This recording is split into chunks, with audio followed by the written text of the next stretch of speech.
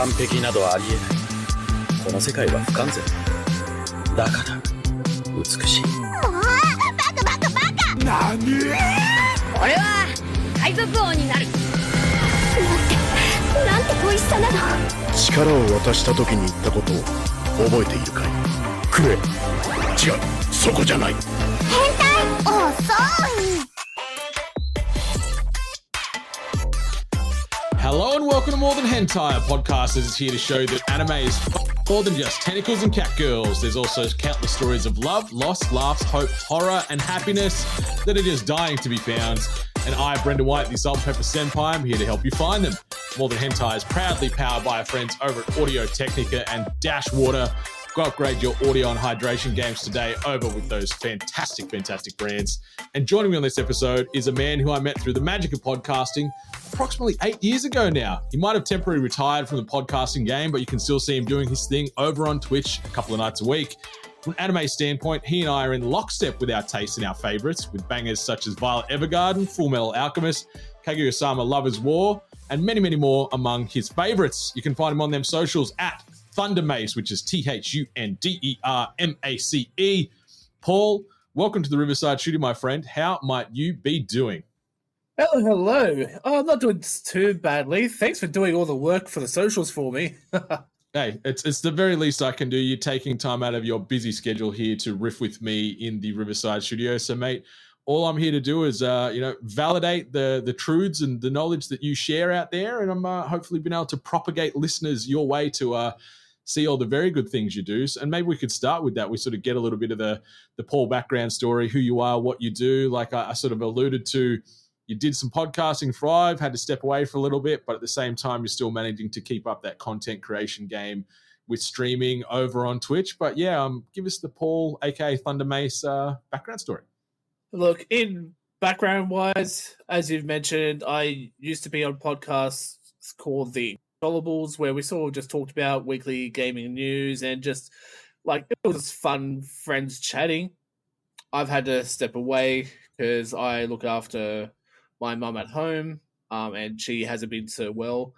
So, more time dedicated to her, which goes along the sides of, like, I'm more or less casually on, these social networks and even Twitch. Like, if I can get maybe one night a week, I consider myself very casual, and I just want to do it just more or less. Like, if someone comes in just to hang in and chat, I'm not looking to, make any careers or anything of it. It's all just hobbies to me. No, I love that. And I think that's a healthy, realistic mindset to have with content creation in general, whether you want to be a streamer, a podcaster, a athlete, whatever it is. Like, I think you need to have that type of relaxed mindset where I'm going in, I'm having fun, I want to have good conversations with good people, and whatever happens off the back of that, great. Instead of like, I'm going in and I'm going to become ninja by the end of the month. Like, no, that's not realistic. That doesn't happen. So yeah, just be grounded in your goals and just be open to whatever will present itself with you. And you've been playing a good assortment of games. You've got a couple of good hobbies and genres that you get into that I'm a big fan of. I know you are all about Hunt for a good long while. Are you still playing? Like, I've jumped off the Hunt wagon, to be honest, not through lack of appreciation of the game. It's a ton of fun, but I think just that loop got a little tired for me, and there's so much else out there. But are you still out there killing big beasties in that first-person sort of period shooter? I am. I can say Hunt Showdown is still currently my favorite multiplayer game to go play. Mm-hmm. When I've got the mood to. So I still play it at least probably, I'd say probably 3 times a week at minimum. Okay. I just hit last week 1,000 hours. And for me, that's a very impressive. I've played a multiplayer game for that long. So to me, that speaks volumes of, like, I just love Hunt Showdown. It certainly it shows that not the bug, but maybe the evil nightmare fuel-y bosses or like zombie-based creatures have certainly bitten you, and it's sunk in, and you can't get enough Hunt Showdown. Oh yeah, and I think in comparison to most modern multiplayer shooters like your Call of Duty and stuff, where it's a lot more Twitch reaction, Hunt Showdown, that Twitch reaction can help, but ultimately it's your strategy and how you maneuver that will win your gunfights over who sees you first and who can pump the bullets in fastest. That's one thing I really did enjoy with my time playing Hunt Showdown is there was a lot more tactics, a lot more thought and strategy involved in trying to survive or, take down the creature or get to the extraction point. It's not just run in and, like you said, fan the trigger and hope that you land the bullets. Like, you need to go at things in a very calculated angle. And I enjoyed that it was a little bit more of a slower paced chess match as opposed to just going in bam, bam, bam, bam, bam, and either winning or losing. It was nice and very, very stressful and very dread inducing, like anxiety for me as well, because every little step you trigger a bird when you're walking through like a cornfield or through a swamp area, or you tread on something and it like a stick breaks. Like, it's some scary stuff, not only just from the monsters roaming around the traps, but also the other real players that are trying to gun you down at the same time. It's a great formula, and maybe now we're talking about it, I need to get back and spin a few rounds up because I had a good time with it. Yeah, the game to me still has some of the best audio design in the industry. Mm-hmm. Because that's how you really hunt most of our players, is by you hear them before you see them. Yeah. And yes, and along with like how you say the fear and anxiety as you progress, it's very much learning when to walk and when to run, when to move fast and when to move slow. Yeah, it's perfected that Kenny Rogers methodology of know when to hold them, know when to fold them, know when to walk away, know when to run. Like, it is a hell of a time. And when you're talking about sort of the reliance on audio, obviously, listeners, you can upgrade your audio game over at Audio Technica on the website, which is audio-technica.com. Chuck yourself a nice juicy pair of ATH M50X headphones in to hear every step and every tree break and every bird squawk to hunt down them baddies. But Paul, let's maybe shift focus from hunt and video games into the greatness that is anime. Like I mentioned in the intro there, that some of the titles that you referenced as some personal favorites, they really resonate with me because they're on my favorites list as well. Like I talked about Love is War, Full Metal Alchemist, and I love that you also highlighted Violet Evergarden, which I think is such a special series, is such a special franchise, and it not only has the traditional anime to check out, but there's some accompanying movies that they've released and a few little OVAs. But tell us about what your first experiences were with anime, how you got into this medium, things you love, things you hate, everything else in between. Let's talk some anime. Getting into anime was mostly, I think, maybe a lot of us can express this. Is like when you first start off, you don't really realize that you're watching anime when you're a little kid. Mm-hmm, mm-hmm. But I think one of the first I can really remember is catching my cousins watching Evangelion when I was really young. As a young Paul, when you saw Neon Genesis Evangelion, could you understand quite what was going on? Because there is a lot happening in Evangelion. No, absolutely not. I had no idea. And I was like so young. Like I just have vague memories of sort of like my cousins watching it, and I've just walked in like, "What's this?" And it's like, "Oh, don't worry about it." It's like, "Oh, okay." Just go play over there. Don't worry. This is too much for you, little Paul. But then growing up, I think my main memories for getting into anime sort of more hardcore is in high school with catching up with my best friends like Alex, which you probably know, Alex and Andrew. Yes, I do. Good fellas. Very good fellas.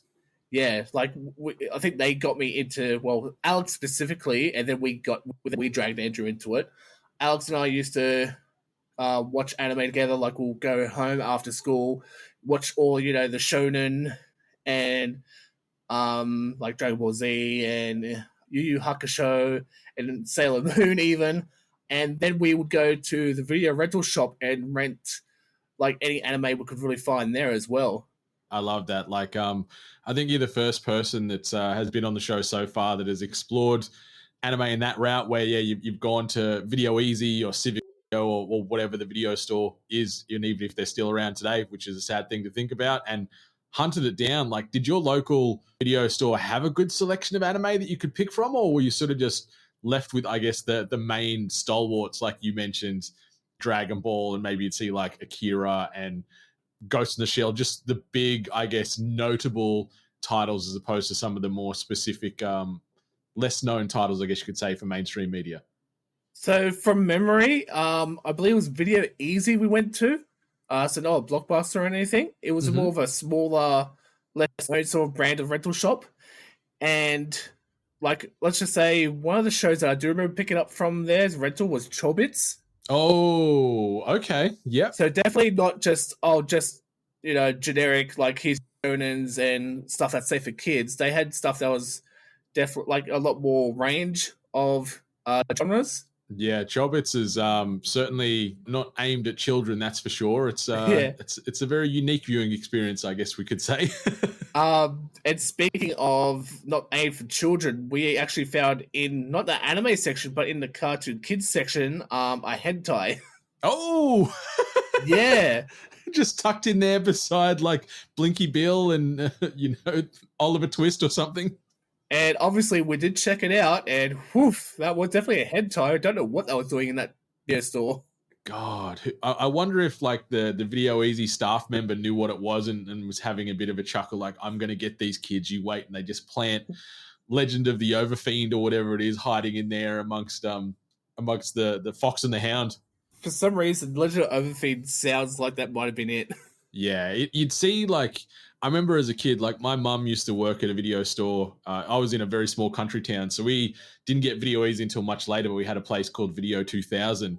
And yeah, I'd try and hunt down good anime as well. And I'd always see in the R-rated or the adult or the mature anime titles, you'd always see Legend of the Overfiend, you'd always see Wicked City, you'd always see Ninja Scroll, and then some of those other big ones that you referenced. But yeah, I remember watching Overfiend as well as Wicked City at a very young age. I'm like, whoa, what is happening here? What are they doing to these poor innocent women? Mom, should I be watching this? Because I don't know, I would have been like 12 when I caught those two. I watched Ninja Scroll much younger than that too. So I was, my mind was getting blown regularly because I'm thinking this is just a cartoon, but it is anything but. It is very naughty and definitely not for kids. So yeah, any parents listening, don't let your kids watch Legend of the Overfiend because they'll have a lot of questions afterwards, I'm sure.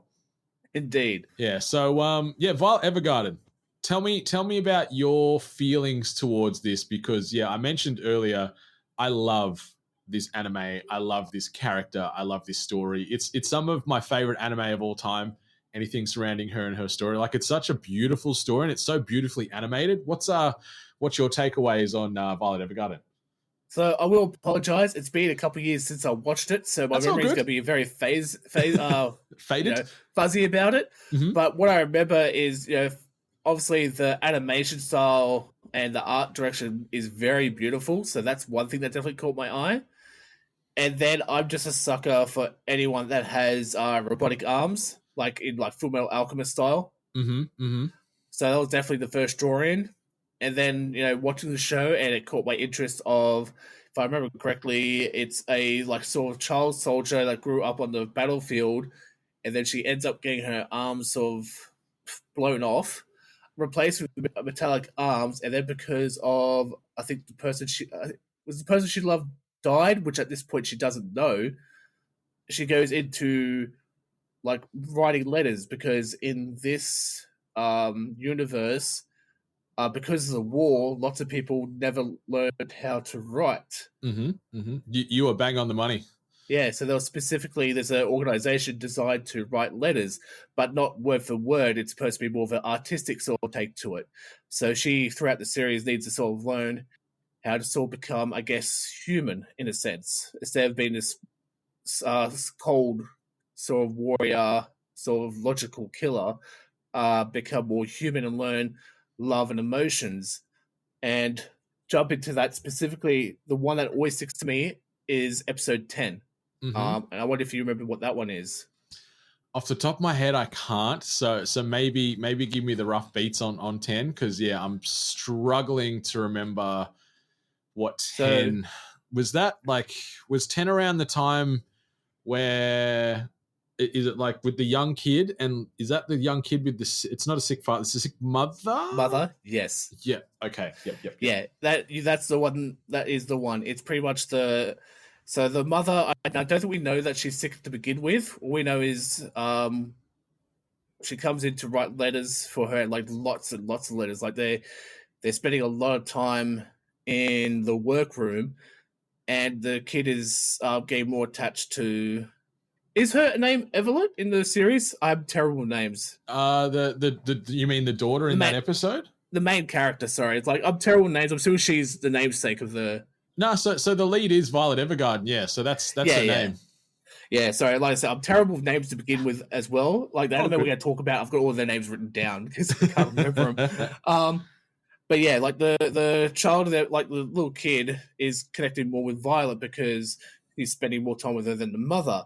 But by the time the episode finishes, you realize the mother's actually, that whole time, is spent writing letters that will be delivered to her for the rest of her life on her birthday, every birthday, until whenever she passes away, because we've learned the mother has an illness that she's going to die from soon. Yeah, it's beautiful. Like that, the series as a whole, but I remember that episode especially. Like, I cry a lot watching things, and Violet Evergarden was certainly no exception, because it, like you said, it's just beautiful storytelling. It's beautifully drawn and animated. The voice work, whether you're watching sub or dub, is phenomenal as well. And yeah, even though we can't relate to having robot arms and being a ghostwriter for a postal service in like a, universe that we don't really exist in day to day here, you can really put yourselves in a lot of the characters' shoes and understand how they'd feel in these moments, because it's, even though, she's missing her arms and she's a ghostwriter, and I think the auto memory doll is what they call these ghostwriters that write the letters on behalf of other people, the way they're conveying emotion and sharing these stories with their loved ones, because they don't know how to put pen to paper or letters to a piece of paper from a typewriter. They convey that on behalf of them as an auto memory doll, and it's just really touching. It's really heartfelt, and each one of the episodes is unique and tells its own story. Like each episode, like they can act as their own capsule, where it's sort of siloed off storytelling, but it also weaves in the broader story of Violet and how she came to be. And oh man, I love it. So I'm so happy that you referenced it, because it's a special anime that I don't feel enough people talk about. Like, I don't know many people in my orbit that have talked about it or watched it. So I love that you've checked it out and it's one of your favorites, and you can remember some of these episodes so well, because it hits like a truck. Yeah, well, that's why I like, whenever someone asks me a recommendation for anime, I always recommend that anime, because that, like specifically that episode 10 has just stuck with me for so long. Mm-hmm. It's fantastic. Yeah, and it just goes to show, like, anime is so much more than just a cartoon. Like, it's a medium that you can tell so many different stories that can make you feel so many different emotions, and it's just a special thing that people need to check out more of and take more chances on, instead of going, oh, it's just a kid related thing. It's cartoons. Like, there's nothing here for an adult to take away. You're so wrong. And Violet Evergarden, I think, really encompasses the brightness that is anime, because it's so good. It's so good. And like you mentioned, Lovers War, fantastic. Obviously, Fullmetal Alchemist Brotherhood, or Fullmetal Alchemist, depending on which way you lean, is some of the best anime of all time as well. So you've got some good taste. And it was a little daunting, me trying to find an anime for you to check out next. So listeners, if this is your first time stopping on by More Than Hentai, the way it works is I'll have the co-host fill out a bit of a Q&A that I put together, just to get an understanding of who they are, what they like to watch, what they have and haven't watched, maybe certain things or certain genres that they enjoy. And based off that Q&A, I'll go away and have a think, and then try and recommend anime for them. We then check out the first episode of said anime. We go spoilers front to back on the first episode only. We don't go through and ruin any major plot points, twists and turns throughout the entire anime series itself. So we're going to deep dive on the episode, the first episode in question today, but we aren't going to sort of spoil anything outside of that. So nothing's off limits for episode 1 that we're going to be checking out. But the anime, or the title in focus for this episode that I've put forward to Paul, is something called Toradora, and it's a Japanese romantic comedy / light novel series by Yukio Takamiya with illustrations by Yasu. The series includes 10 novels released between March 10th, 2006 and March 10th of 2009. A manga adaptation ran from 2007 through to 2008 in Denki Comic Gao. 2009 also saw the release of an additional light novel spin-off, as well as a playable visual novel game on the PlayStation Portable. A 25-episode anime adaptation produced by JC Staff, aired between October 2008 and March of 2009. And Toradora currently holds a score of 8.07 on My Anime List, which is based off 1.3 million user scores and is rated as the 23rd most popular anime on the site overall. And the story of Toradora is as follows. Ryuuji Takatsu is a gentle high school student with a love for housework. But in contrast to his kind nature, he's an intimidating face that often gets him labeled as a delinquent. On the other hand, Taiga Asaka, a small doll-like student who is anything but a cute and fragile girl, equipped with a wooden katana and a feisty personality. Taiga is also known through the school as the Palm Top Tiger. One day, an embarrassing mistake causes the two students to cross paths and hijinks ensue.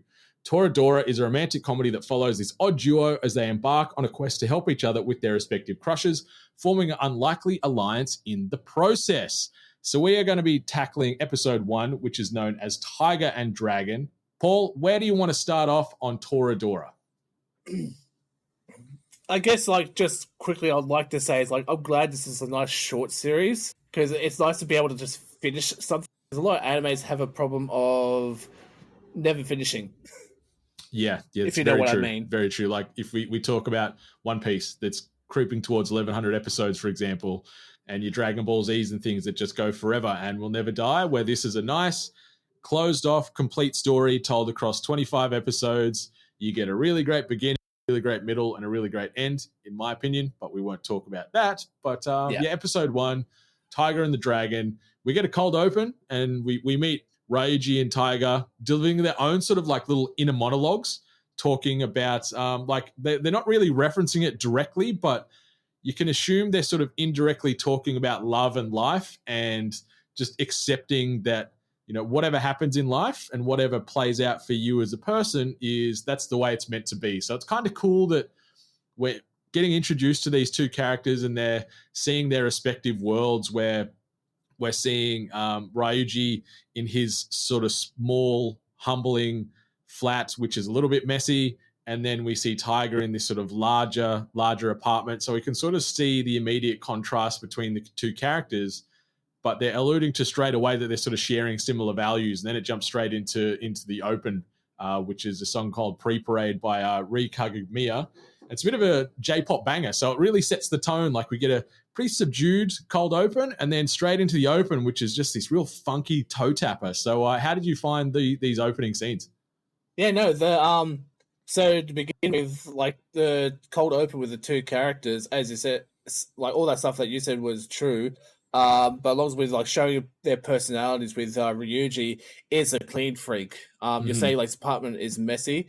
But in specifically in that episode, he finds a piece of mold and he has to dive straight into it. So it's like an obsessive cleaning disorder. Really, it has to be clean. And I believe it shows with his mother, even in the first scene, how she's dependent on him. So you can see straight away that the adult in this situation seems to be the child, and the child has to be the adult. Where you've got the opposite with Taiga, with her messy apartment, and it's extremely messy. And she's still, I think, if I remember correctly, laying around in her scene. Yeah, she's a bit more sloth-like in comparison to Ryuuji, who, like you said, so we see that open and he's sort of cleaning around the kitchen area and he notices a bit of mold and is mortified. We get to then the opening with a bit of a banger of a track. They introduce us to the main cast of characters in the open as well, where we sort of get a couple of highlights of Ryuuji and Taiga, but they also introduce us to 3 other friends of both respective characters in that as well. The open as well, it's quick to sort of set the tone that Taiga, she's a feisty little she's a little firecracker of a human being. She's running around, she's a little bit of a wild thing. She's got a wooden katana that she sort of carries around with herself. She's this little ball of energy, so you can sort of understand how she'll be as a person pretty quickly. The opening ends, and we see Ryuuji cleaning the house, like you mentioned. He can't stand any mess, any disorder, so he is making the flat spotless. We then are introduced to his mother, who is passed out in the cupboard or in the his doorway. A small extra room. I'm not quite sure of the house layout. So she's passed out. She's not wearing a whole lot. So we can kind of see, like you mentioned, that in this situation, the roles are reversed, where Ryuji is, I guess, playing more so the role of the parent as opposed to his mother, Yasuko. So yeah, she's a bit more free spirited. And we find out a bit later in the episode that she goes out, she works late, she parties a lot. She's a bit of a menace as well, but yeah, Ryuji, he's just, very, even though he doesn't look it, he's very caring, he's very kind, and he likes order. He likes to have a house that he can be proud of. So yeah, he cleans up the place. The mum's awoken, and then he's going to school. But the mum then triggers Ryuji, where once she sort of wakes up, she says a line where she goes, "Ryuji, you've got that evil glint in your eyes. Every day you're looking more and more like your daddy." And that triggers him in a very negative way. It really upsets him. So you can start to see and think, okay, what's happened? Like, has the dad, left? Has he abandoned this family? Is he not a good guy? Why does Ryuji feel so strongly about his dad and getting compared to him? And then you see also that his mum is a bit of a mess as well. So he's I guess you could say he's probably had a pretty tough upbringing, and you sort of really understand that in the first sort of 5 minutes of the episode. Yeah. Sorry, like all my brain is jumping to is like things that are like a little bit details are shown a little bit later about the father. Oh, the father. Well, we can jump there now if you want. Like, it flows onto the story. I'm just saying, as we're talking about the father, like we do get a glimpse for only this episode. For now, you do get a glimpse of a photo of him to see. It's like, and I think you see it's like it's probably a little bit of a like he was delinquent or maybe mafia. It's like you're not entirely sure, sort of. But you get the feelings like I wasn't too sure at this point if he was dead or if he was abandonment. So, but all that's important at this point in time is his mother solely raised him, and at this point of his life, he's pretty much now looking after everything as she does late night shifts. Yeah, correct. So yeah, sort of jumping forward, we'll just sort of put a bow on the father discussion. We find out later, about sort of 2/3 of the way through the episode, that dad's a bit of a hooligan. It's a bit of a menace, and yeah, the mum always had sort of heart eyes for the father. Thought he was a bit of a hunk, but also that she liked that he was a bit of a bad guy. And there's a line where she goes, "Your father even, back in the day, he used to put magazines under his shirt in case people tried to stab him." So you're like, okay, yeah, maybe he is some type of underworld sort of figure here, where he was doing some bad stuff, and yeah, maybe he was part of the Yakuza or something. Who knows? That doesn't get directly referenced there, but you realize that one, his father has passed away, and two, yeah, his father was in some pretty heavy stuff growing up, but the mum just sort of looked past all that and just loved him for what he was, which was a bit of a sweethearted menace. But yeah, it's tough for Ryuji because he's really struggling with that connection and the fact that he's inherited the looks from his father, and we see that sort of follow on pretty quickly there. So he leaves home in a bit of a huff because yeah, mum's saying she's got that evil glint in his eyes, and we find out pretty quickly that not only mum sees that, but the rest of society sees that as well, because he's walking to school on the way to school, and a couple of kids bump into him accidentally, and just with his natural look, he's got like this very evil glare in his eyes, like the mum mentioned earlier, and everybody sees it. Everyone's terrified of the guy, and they even give him their wallets in fear because they don't want to get hurt. And then there's people in the crowd saying, "Oh, he gives off really bad psycho vibes." Like, you feel for this kid. He's just trying to live a life, and everyone just feels that he's just this evil, sinister menace. Yeah, so it's like what's to say? It's like the male equivalent. It could be even still the same even for males. The resting sort of bitch face. It's the resting. I don't know what supervillain face or something. Supervillain face is just he's just got the glare that's always sort of on. And I believe during this war, it sort of explains that they've just finished, I believe, middle school in Japan, and he's moving up to the senior part of like he's learning now. I think the last 3 years. Anyway, so this is to him is like, oh, there's gonna be a fresh start. It's like I'm not gonna be. It's like I want to break this delinquent sort of persona that's around me. And this goes back to like the opening where he was trying to mess with his hair and looking at magazine to try and make himself look less scary. Yeah. And sadly, that was not the case because, he takes 10 steps, bumps into 2 kids. They shit their pants, give him their wallets out of fear of getting beaten up, and they run away. And Ryuji's like, oh, well, clearly it's not going to be a new day. Like, the delinquent moniker has followed him into high school. And it's tough because everywhere he goes, people, you can see them in the background or in the foreground. They're whispering amongst themselves. Everyone's always looking at him out of fear and just feeling very uncomfortable. Everyone's terrified of Ryuji.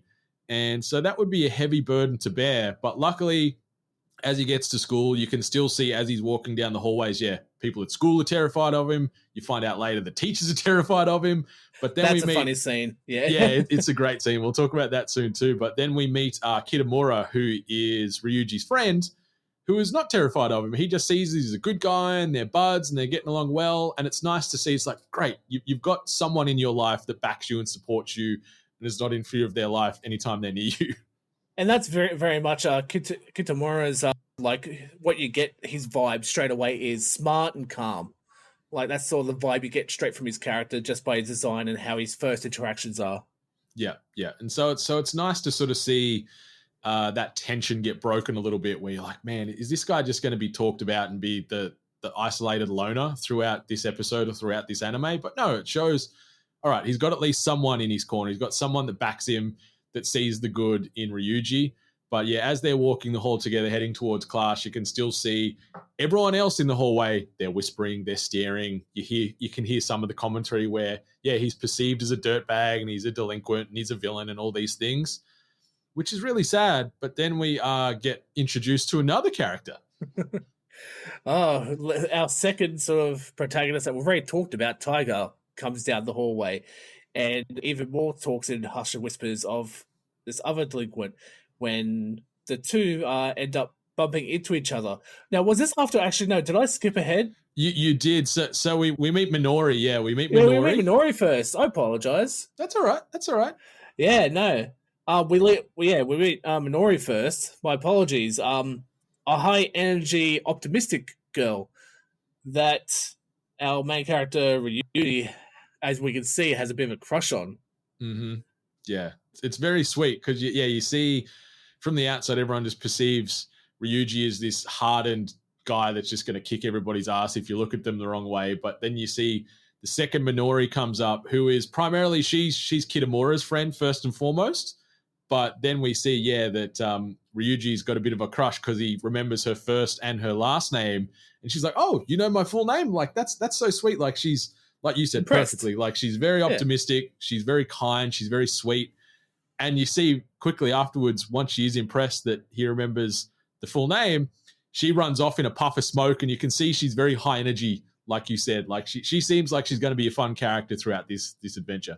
Yeah, and then we and rewind back to where I was talking before of Taiga appearing. This is where Taiga actually appears because Ryuji and Taiga accidentally bump into each other, and there's a bit of a joke of her being short here, where it's like, who just bumped into me?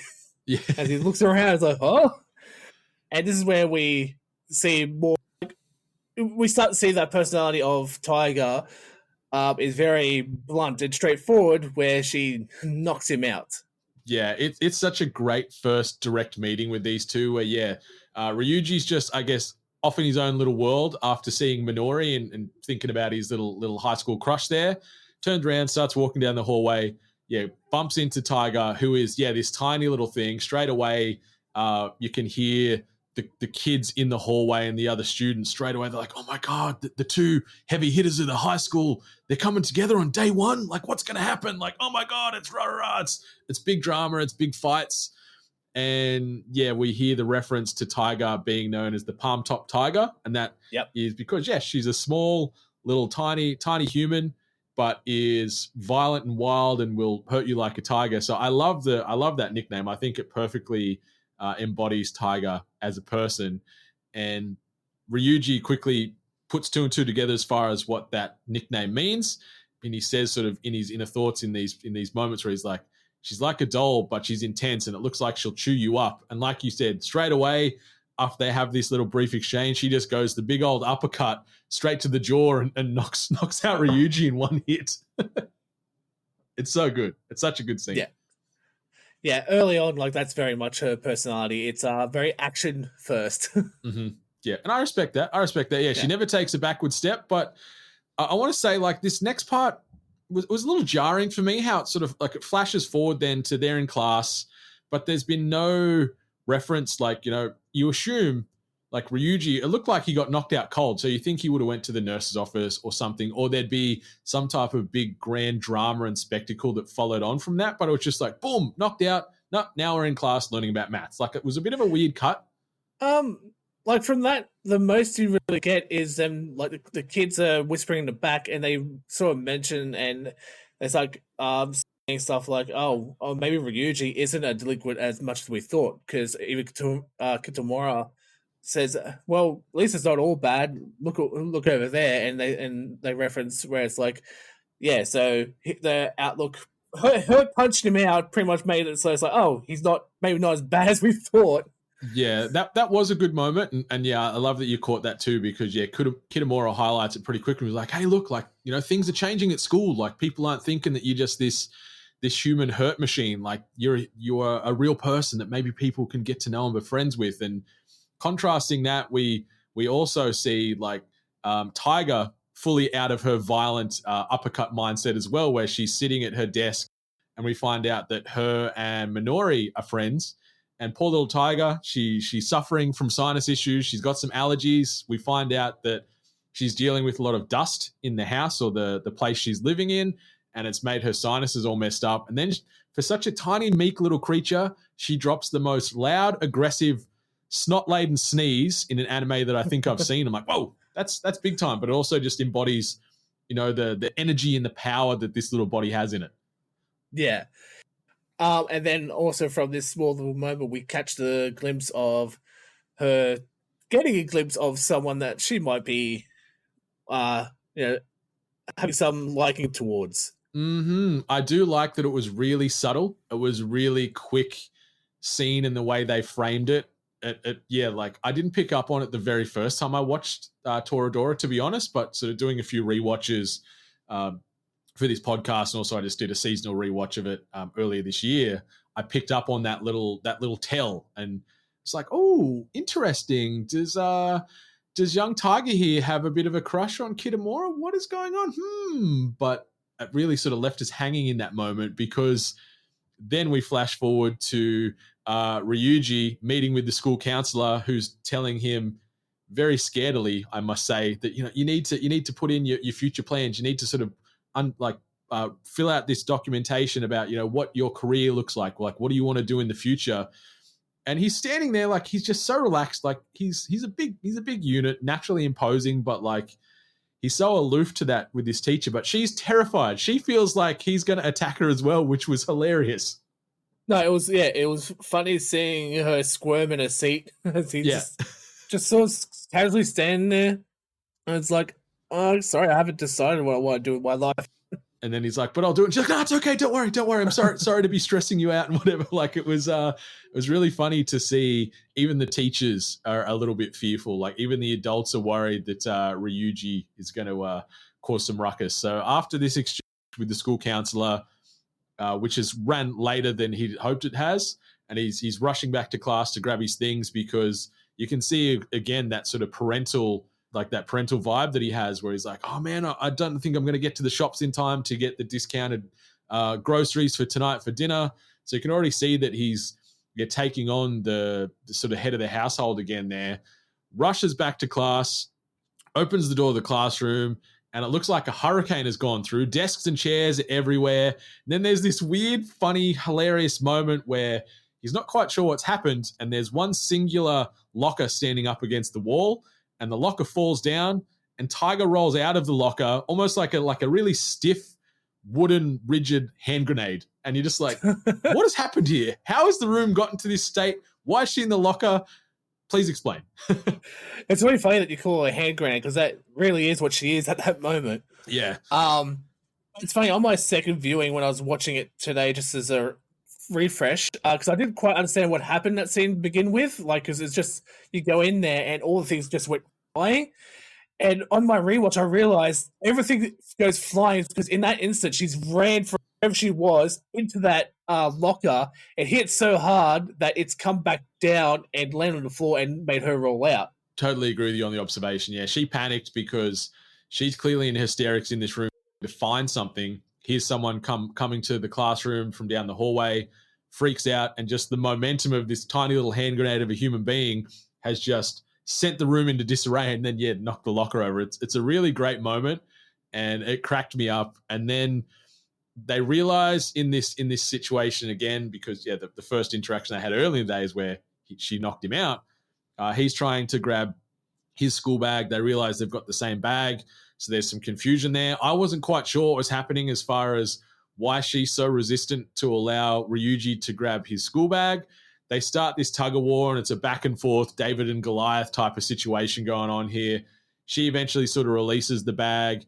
He falls over. He's confused what's happening. She gets upset and leaves and calls him a dumbass as she walks out the door. But then also you see the sweetness straight after this again. Ryuji gets up, still in a bit of a confused state as far as what's happening, looks around the classroom, sees that, yes, it is in disarray, and he stays and cleans up and puts it all back to normal. Like, he's just a nice guy. Like, he's an evil-looking dude with a big old sweetheart. Makes me wonder, it's like, is it really nice as his obsession? Because it's just like, Oh, his yeah, true. OCD is like, I cannot leave this room the way it is. I have to clean it. Yeah, that's a very astute observation, actually. Yeah, I didn't sort of think of it to that level where it's borderline obsessive. So I think you're onto something there, Paul. So yeah, cleans up the classroom, then it flashes forward. We see that it's late, but he's doing some study for school, and he's filling out his documentation for the counselor, and that's where we get that little recap about his dad that we talked about earlier in the episode, and where he was hiding magazines in case people tried to stab him. I wanted to shout out to mini disc players. I think this is the first anime I've ever seen where someone's using the old mini disc audio player to listen to their tunes. I thought that was a great little reference and a really deep cut for me, because I had a mini disc player for a hot minute for some dumb reason in the 2000s, but I had a little bit of a fist bump moment with Ryuji that we're mini disc brothers.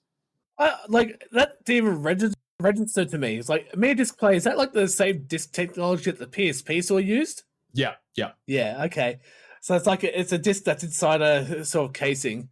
Right. Correct, yeah. And it was pretty much like, and that's how you'd first store your MP3s. You could do, I think on them you could maybe store up to, say, 50 songs on a mini disc. So it was a cool way to have like a lot of tunes on there before that iPod revolution really started to kick off. So yeah, I loved my mini disc player. I felt great to be able to have all these songs on these little discs as opposed to like a CD that might only hold 20 tracks. I could hold 50 on a mini disc. I was like, hell yeah, Ryuji's my boy. He's got one as well. Yeah, no, I went from CD players, which I remember walking to school and I had like cheap ones, so it's always skipping as it's bouncing in my in my bag. And then after school, getting into the digital age with I didn't have iPad. I had like a Zune, I think, or something like that. That's right, a Zune. I was trying to think when I mentioned iPod before. I'm like, what was the other thing that was around? It was a Zune. God damn, that's a word I haven't thought of, or a brand I haven't thought of in years. Yeah. Oh. Yeah. But yeah, we don't get any Zune references here. But yeah, we have this moment, and then as he's trying to do his career plan, he jumps into his school bag to find that documentation to fill that out for the counselor. But then he stumbles across a little love letter in his bag there that Taiga had, and it was addressed to Mr. Yasuka Katamura, who is obviously Ryuji's best buddy. He doesn't want to open the letter because he's a good guy, but somehow, just I guess due to his giant man hands and just fumbling aloofness that he has sometimes, the letter accidentally opens. He panics. He re-seals it very dodgily, but then he realizes too, no letter envelope anyway.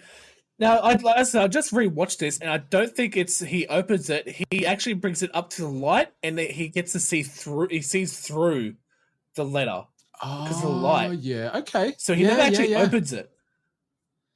I thought he did because, like, you can see when he's looking up at the light as he sealed it, it looks like the back is sort of a bit dodgy, like the little heart like sticker or stamp that's sealing the letter on the point. It looks like it's been moved. So maybe you're right. Honestly, that was my first reaction too. And it was only just when I was watching it just today, I was like, no, that looks more like he's looking at the light, and the light's shining through it, and you can see through the paper. I think you're right. I like that. Let's go with that. I think you bang on there. So yeah, it's funny, and he has a bit of a chuckle to himself when he realizes that Taiga has, in air quotes, written this love letter, but the love letter is not in the envelope. So the love letter is somewhere out there. Who knows where? Yeah, and with this interaction, we sort of see another sort of trait of Taiga, that she's actually a bit of a klutz. Like with the putting the letter in the wrong bag, not putting the letter in the envelope, and then how like she ran into the locker and fell out. It's like she's a bit of a klutz. Yeah. She's a little tiny ball of chaos, which I love, and that's where we get to the official midpoint of the episode. We get a little transitional scene, and it's really late in the evening, and Ryuuji is woken up by noises in the apartment. At first, he's like, "Oh, it won't be mum because she's still at work," and we flash quickly to a scene where we find out that his mum is a very popular entertainer / hostess at a bar or like a nightclub type scenario where she's partying with various people and drinking a lot. So we can see the world that the mum lives in, very free spirited, very fast and loose. And so he gets up and he starts walking through the apartment, and he notices the window is open to the apartment. And from the shadows, we see Taiga appear with her wooden katana, and then a struggle and a fight breaks out between the two. Oh yeah, no, a fun scene of a bit of back and forth between the two. With, I don't think much is said until the lights are turned on and it's revealed it is Taiga. Where at this point, her still suffering from her little sniffles, wipes her boogers on a piece of clothing that's nearby. As Ryuji, what the hell? Don't just wipe you wherever you want. I love that part. Yeah. So it really escalates this scene where I'm like, oh wow, we've got like this intruder scenario happening. Yeah, Ryuji's not sure who's trying to rob him, attack him, kill him. The fact that she's got this wooden katana and she's using it pretty expertly. Like it's a cool little brief fight scene. Yeah, he flicks the light on. We see that she's still suffering from her sinus issues and wipes all the goobers all over his school shirt, I think. It's like a plain white shirt. Ryuji obviously said about that. And then she goes back to attack mode and continues the fight going on, ends up sort of puncturing the wall in Ryuji's apartment. But then they're sort of having a bit of back and forth now because they know who each other are, obviously, and they can see what the lights are on. He's trying to understand what the hell's happening, but then she tells him to forget about it because she realizes or assumes that he's read the love letter, and that's why she's broken in to try and take it back and, I guess, seek vengeance here. I have to kill you so you can't talk. Yeah, I love that because she goes, I can't live another second, but I don't want to die, so I'd rather kill you than kill myself. So she's there to try and kill him, but then sort of scales back the thought of killing into just like, you know what? Maybe I can just erase your memories by giving you a very fierce concussion. So she's trying to like clock him on the head with her wooden katana, and the fight's happening. And we get that confirmation that she's freaking out about the love letter while she's still trying to deliver this final kill shot or this concussion shot. And that's where Ryuji yells out, "Hey, you don't have to worry. The envelope is empty. I haven't read the letter. It's just an envelope. All is good." And she sort of falls to the ground in defeat / I guess acceptance and relief. And then you hear a little stomach grumble as well. Yeah, I think it's a mix between, one, she's a bit sick, 2, she's exhausted, and 3, as you just said, hungry because of her sort of lifestyle, which we'll talk a little bit later in another scene coming up. Yeah, so it's a cool little exchange. I love that we get a little bit of action. We get to see more of that feistiness that is Taiga, and then her realizing in that moment, it's like, oh, the letter's not there. Okay, maybe I don't have to kill this man or concuss this man. It's all good. But then you see those parental instincts immediately kick in with Ryuji when we hear the stomach growling. He goes and then cooks a big old feast at like 4 a.m. Like this guy's just a saint. I love him. And he cooks this giant feast. and the little human hurricane that is Taiga is just like hoovering it down. She's got rice all over her face. And it's just a cute little moment where you see the contrast between the two, where, like we said at the start, like he's clean, he's controlled, he's organized, he's very sort of straighty 180, where she's just this little wild woman. Yeah, like he's very much like, as he's had to grow up being the parent, and I think that's like the reason why he like feeds us the same. It's like, oh, she's hungry and sick. It's like the instinct kicks in. It's like I have to feed her. So I can't let this person starve in front of me, and that's what's like with how fast she eats. Like you get that sort of like, does she not eat well at home? Like what's sort of going on there with her life that she's not eating enough to sustain herself? I thought that exact same thing at this moment in the episode, where we've been introduced to both of Ryuji's parents, but we haven't met either of Taiga's parents. So it's like, what's happening here? Is this lack of a reveal or showcasing of the parents? Is the silence just telling us everything we need to know there, where the silence means, or the lack of scene time means that they're just not around, they don't care about her, what's happening? And everything up until this moment certainly implies that in my head when I was watching. It's funny, like really thinking about it, they're both opposites, but they're also similar in lots of ways as well. Because like obviously we're going to get there, but they both have parent issues in some way, and they're both seen as delinquents at school, one more deserved than the other. But it's just interesting where they're similar in some ways, but also complete opposites in others. Yeah, no, I agree 100%. So it's very interesting. It's not just one way or the other. So I think that's what you get with some other shows where it's just like, oh, they're complete opposites and opposite tracks, or oh, they're completely made for each other. You know, but this one is like, no, they're good sides, bad sides, and like there are points where like they're both are very different, but also very same at the same time. Yeah, this is the moment or a part of this episode where, like, when I was writing my notes, as far as Taiga, I sort of wrote down exactly what you said there, but I also expanded on. I'm like, I like that she's a very contrasting or juxtaposed character where she's really proud, she's headstrong and determined, but also in this moment where you see her eating and he highlights all the, like, he gives her a tissue to clean her face off. She gets really shy and timid and a little nervous and embarrassed. So I like that, what you said perfectly describes both of them. Like, they're flawed characters, they're real characters. They're not, like, they've got rough edges, they're not perfect, they're not prim and proper. They're great in their own ways and they're different in their own ways, but then they're similar in a lot of ways that we see over these 25 episodes. So I thought it was really, really cute, this exchange at the dinner table at some ungodly hour. And then Ryuji sort of steps up again and he's like, don't be embarrassed about the love letter. Don't worry about it. You've got nothing to be ashamed about. And speaking of shame, he then goes, just wait a minute, runs off to his room, and he comes back with, like, I'm just going to call it his box of shame or his box of love.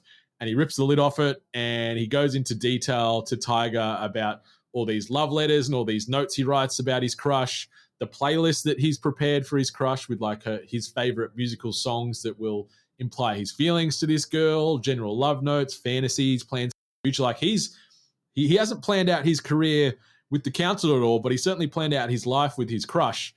And this is where we get the official confirmation that he's crushing on Minori, who we seen all earlier, because she's reading through his notebook, and it was like, to Minori, and she was like, whoa, and then we as the viewer get that confirmation as well that Ryuji's crushing on a girl we met a few minutes ago. Now that's interesting. You said something that I never actually really, for some reason, connected, that he has his whole love life planned ahead, but he doesn't have his future planned. And I never connected those two for some reason. I don't know why. I guess because the work, like, future thing was, like, sort of just said at the start. That's a very interesting point. And then it was really cool when she's finds that it's he likes Minori, and just like, she's way out of your league. Just stomps him straight into the ground, doesn't she? Like, but that's very much, I think, a best friend sort of thing. It's like protecting. It's like, no, you stay away from my friend. Yeah, I love that. Yeah, like you can see, even though she's a pocket-sized little thing, she's the little tiger. But you can see how much she cares straight away as far as Minori, and yeah, no one's ever going to be good enough. It was sort of quickly is the feeling I got from this part where, yeah, the old palm top tiger is keeping Minori safe, but I do like that she's blunt. Like she never minces her words. You know exactly what she's feeling and thinking, for better or for worse, in every scene in this first episode. And then, like, after this funny and cute and endearing, embarrassing moment, we get this scene where we get introduced to Ryuji's pet bird, Inko. And I don't know what's going on with this bird. Like, it feels like it's close to death for me, or it's broken severely, because Ryuji's like, come on, say your name. You can do it. You can do it. And this bird is like, It looks like it's choking on its yeah. words, and it's struggling, and it doesn't say its name. Instead, it almost just passes out from stress. And Tiger is very repulsed by this bird and this situation.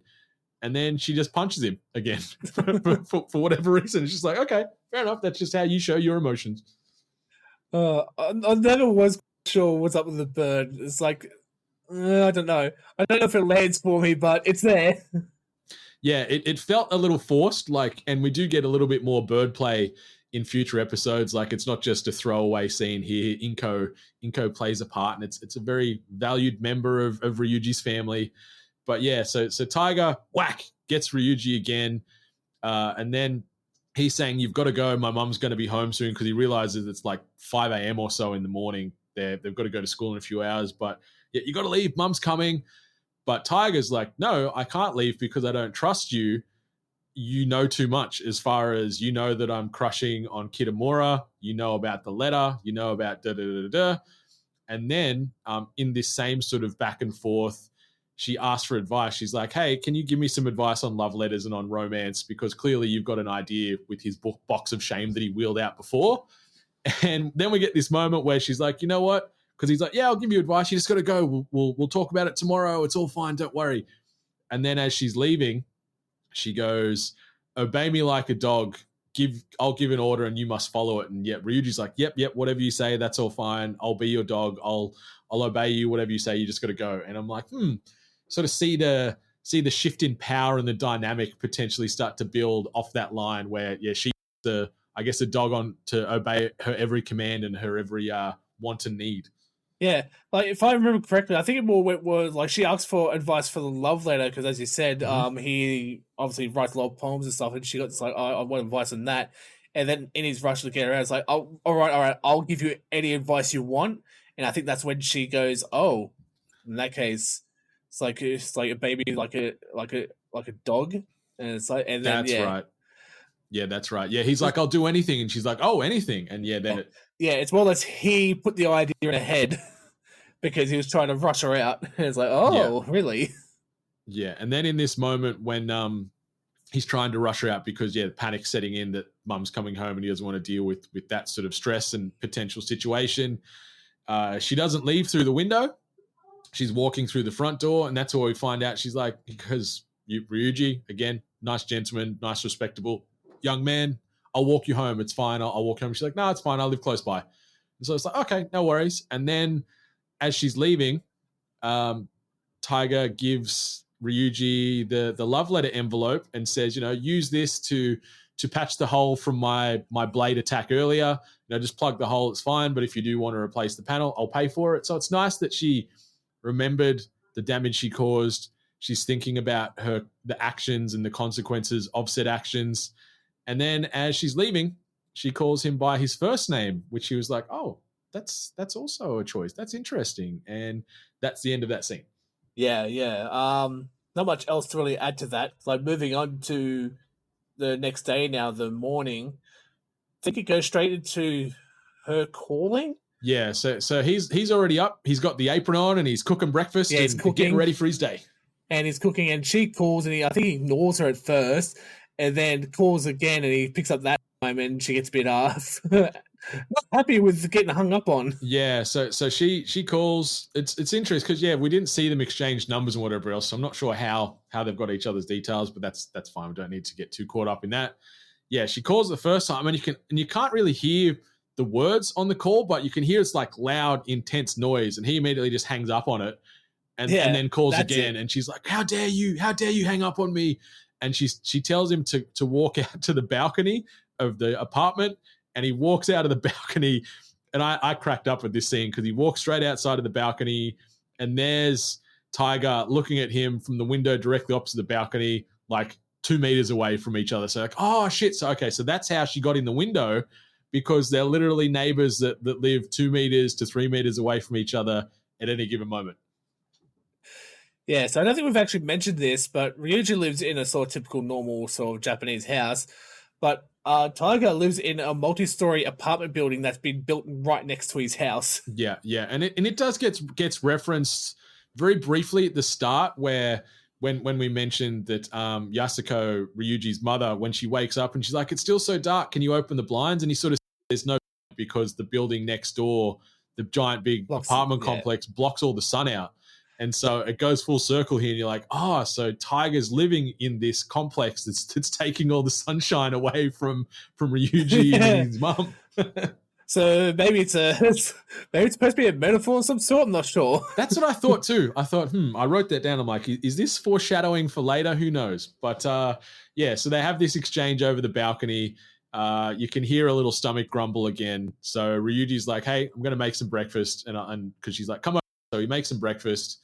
And then he goes around to the apartment, enters the apartment, and like you mentioned earlier, that OCD / obsession about cleanliness dials up to 1,000, because the second he opens the door, he goes, it smells like ass in here. And he walks in and he's just horrified because there's mess and filth and mold and like rotten stuff everywhere, and it triggers him big time. Like something blurred out in the sink. Yeah, I love a good blurred scene in an anime. It's like you have to use your imagination. Like, what's so bad that they had to blur it? But no, he goes absolutely mental, running around trying to find Taiga. It's like, what the hell? It's like, you need to clean this house. It's like, what? And then eventually he gets into a room and finds that she's, once getting into her character trait, she's gone back to sleep. Yeah. Her little late self. But I think it's like this point, he's like, it's the typical, I think, sort of trope of catching the girls sleep and seeing how cute they are when they're sort of asleep. It's like defenseless and adorable. And I think at this point, he just sort of like sighs and goes, all right, I'll give myself 15 minutes and I'll clean and cook and do everything. Yeah, it's a nice moment. And yeah, when he finally finds her asleep in this giant room in an even bigger bed, it really just emphasizes how little she is. And he has this moment in his thoughts where he's like, she's really looking doll-like. And then there's this sad follow-on from that where he's like, and this apartment is empty like a dollhouse, because you see she's living in this giant like penthouse-like apartment, but there's minimal furniture there. There's no real life and like energy in the place. It's just full of dust, full of mess. It's really sad. And like you said, then he goes, you know what? I got 15 minutes, rolls up his sleeves and gets to work cleaning and cooking. Yeah. And once again, it just goes along with more characterization for Taiga. It's like no parents in this big apartment that's obviously way too big for her. It's like it sort of sets up like the mystery of what's going on with her character. Why is she in this situation? Yeah, it left me with a few questions, because it was sad, because you think, and this is something like, I don't know too much about like if this is common in Japanese culture, where a lot of these kids and young adults live by themselves for school. But like, that's a sad thought to me. Like, you know, you want to be growing up around family. Like, family is such a key part of your life. And to see these kids thrown into adulthood early in scenarios like this, it's really heartbreaking. So yeah, I was a little sad and a little worried for Taiga. And then we see her sort of stir from her little Sleeping Beauty moment. She walks out into the kitchen or the main living area in a little bit of a haze, and she looks around, and the apartment is now spotless. There's an amazing breakfast already cooked up and on the table ready for her to eat. And she sees that that Ryuji has done all this. She launches the pillow that she carried out with her from bed at him. And it has this funny little quip where she sort of snaps at him and she's like, I hope you haven't marked your territory here, you mangy mutt or you mongrel. Like, she's like, no, you're not a dog. You don't deserve that type of good nickname. You're a mongrel or a mutt. And I thought that was a really funny little exchange. And the back and forth they have during this situation. She sits down at the dining table, starts eating without doing this standard, thank you for the food acknowledgement that always happens in Japan. And she smashes through a little bit more back and forth between her and Ryuji. But then sort of the episode comes to an end here where we find out her sniffles are already gone because the apartment is so clean. And then the last scene we get before the ending cuts to credits is that the envelope has been used to plug the hole that Taiga put in the wall at Ryuji's apartment with her wooden katana. So that's where episode 1 of Toradora ends. What was your overall feelings with the episode, Paul? Like, you enjoyed it? Thumbs up, thumbs down? Let's talk about maybe, have you got a favorite scene or a favorite moment? What did you think about episode 1 of Toradora? So I really enjoyed, like, it had enough in it that it caught my sort of interest and curiosity, as I mentioned throughout. Yeah, so it's like seems like sort of like the mysteries of sort of like Taiga, like what's up with her living situation. Early on, the first, like, our two main characters have got some interesting personality traits and their interactions with each other. It's always fun seeing two people sort of clash and in fun ways. Seeing some of the like high energy scenes with Tiger as well. Like it's well animated. Like I couldn't say like there's any bad places there. And yeah, like I got really invested and I smashed out this season. This anime in 3 days. So I love that. That's a hell of an effort. So yeah, I don't really need to ask the question if you're going to continue watching, because it seems you've done that and then some and watched the entire season. Non-spoiler, what was your overall takeaways? Like, what was your vibe and feeling as a whole once you rolled credits on that 25th episode? My vibes is like, I'm glad, like, a lot of the other characters, like in the first couple episodes, like the secondary characters, as we saw, like Minori, Kitamura, sorry. It's like at first they seem very like shallow as characters, but as the series goes on, they develop more like other traits and get more involved in the story. Yeah, like enjoying all the characters. Even like Minori, I felt was really bland throughout the whole thing. But then, like when I sat down and really thought about it, it's like, because at first I thought she has no negative traits, and I'm not gonna say anything like that, but like anything to spoil anything. But no, it's like she does have a negative trait. It's just like it just some people might not see it as sort of negative. If like I might like I'll probably talk to you about this how we spoil things, but I would say like the characters are very good. They're interesting. They have strengths. They have flaws. They're not just perfect, like sort of little cutouts. Yeah, and I think that's the sign of good constructed storytelling where. Yeah, like you don't want to watch something where everybody's perfect and flawless and you can't critique them apart from, they're the prettiest, they're the smartest, they're the funniest or whatever else. Like, so I like that there is flaws and realness to that main cast, and even some of the supporting cast you meet down the line. Like they've all got, something I said earlier, they've all got sort of a bit of roughness around the edges, which I could really relate to, and I could really sort of empathize and feel for these characters and the situations they go through. Yeah, very much so. And then like you have those just sort of heart-wrenching moments throughout the series where you just go like you get those feels. Whereas like a character might say something that they may not admit, like mean to admit to at the time, or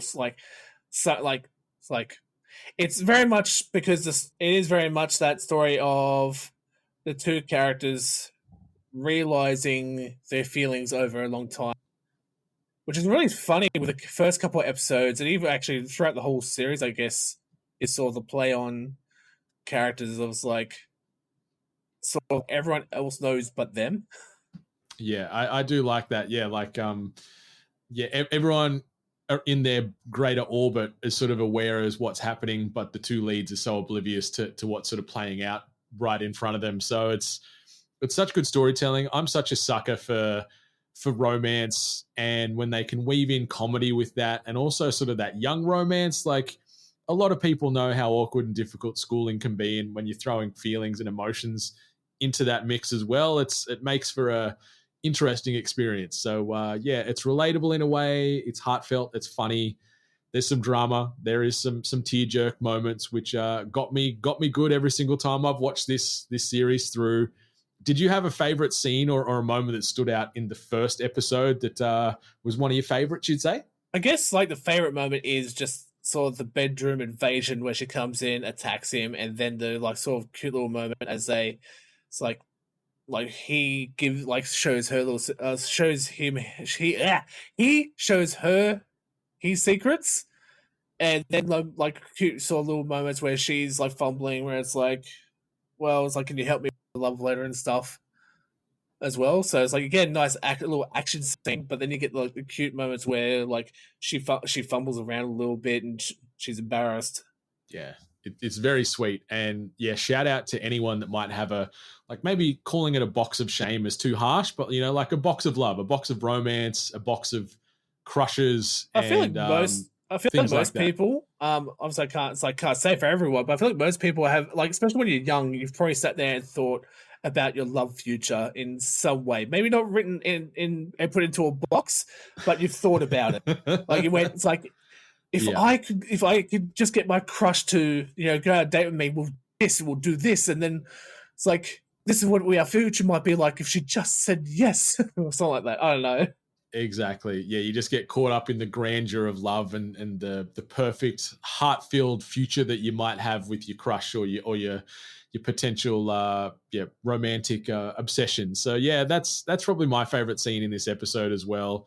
If listeners, if you're still on the fence about whether Toradora is for you, if you're a fan of anime such as Lovely Complex, Tsunabayon, Other Delusions, The Familiar Zero, or Clanad, if you've loved any of those, you will love Toradora. They are the most recommended or compared animes on my anime list when you're looking at Toradora and its equivalents. If you liked any of those ones I just mentioned, there's a pretty goddamn high chance you will like Toradora. But Paul, let's move into the last word presented by our friends over at Japan Crate. Experience Japan and through snacks and knickknacks via monthly package drops courtesy of japancrate.com. And while you're there, be sure to use code 8bit15 at checkout to save yourself 15% and get free postage anywhere on planet Earth.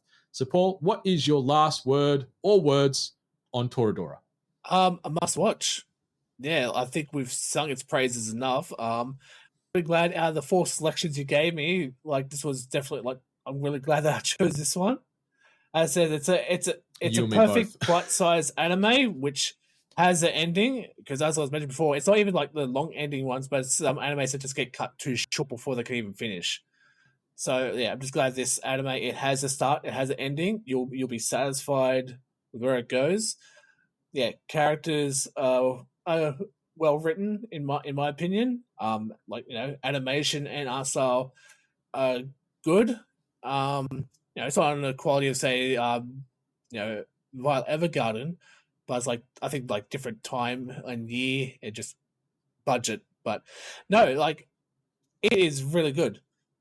Yeah, I think so too. And I'm in lockstep with everything you just said now. Like, yeah, this is an anime that was first released 15 years ago or so at the moment. So yeah, the animation doesn't quite got up to, say, some of the stuff that you see watching, you know, Demon Slayer at the moment and things like that. But JC Staff, the studio behind Toradora, they got some pedigree. They've done a lot of anime that I adore, like Food Wars, which I obsess over.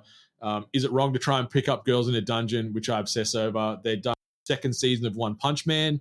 And they've done, you know, stuff like A Certain Scientific Railgun and all the spin-offs of that franchise as well. So they've got some pedigree, and the animation's great, the story's great, the characters are great. The opening song, absolute friggin' banger, gets the toes tapping, gets you in a good vibe, good times. Actually, at this point, when it's awesome. The second one came along, they did a second opening. I was like, I missed a banger. Yeah, I don't understand. Like, I know that typically they do that when there's a bit of a tonal shift or progression in a story with an anime, but it was weird to me that they used Pre-Parade for the first 16 episodes, and then from episode 17 through to, you know, the final, they used another song called Silky Heart, which is fine, but it's nowhere near as good as the original. Yeah. Like, Pre-Parade's a banger. Yeah, no. But yeah, overall, I'm in a complete agreement with Paul. It's a must watch. It's fun. It's one of my favorite rom-coms, or if you just want to say one of my favorite anime-based romances that I've ever watched. It's really enjoyable, and yeah, you get a full, complete story. It's not rushed. It's not underdone. It is like the small bear in the small bear's porridge. Like, it is just right. Like, Goldilocks would be all up in this Toradora shaped porridge. So check it out. It is hard to find if you're an Australian listener. It's primarily on Crunchyroll and Funimation, but it's not on Crunchyroll AU. It's on Funimation AU, I believe. It was on Netflix for a while. It's been taken off, so you got to try and hunt it down where you can, but it's well worth the hunt because it is a banger.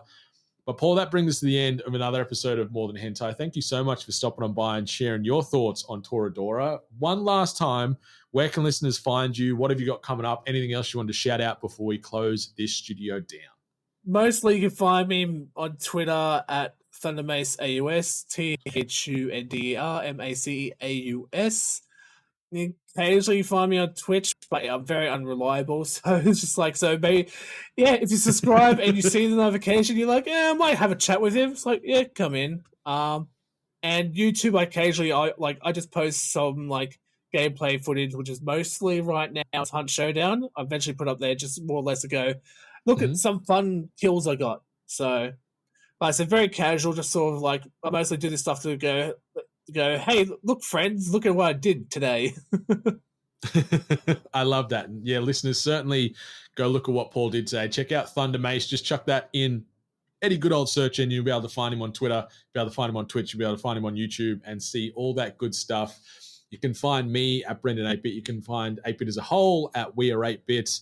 But yeah, be sure to rate, review, subscribe this podcast and all the other podcasts you listen to on the regular. If you want to get some merchandise, head over to shop8bit.net or check out videogamesandculture.com. But whether your anime be subbed, dubbed, or still yet to come, enjoy yourself, stay hungry, and much love to all the gorgeous waifus out there.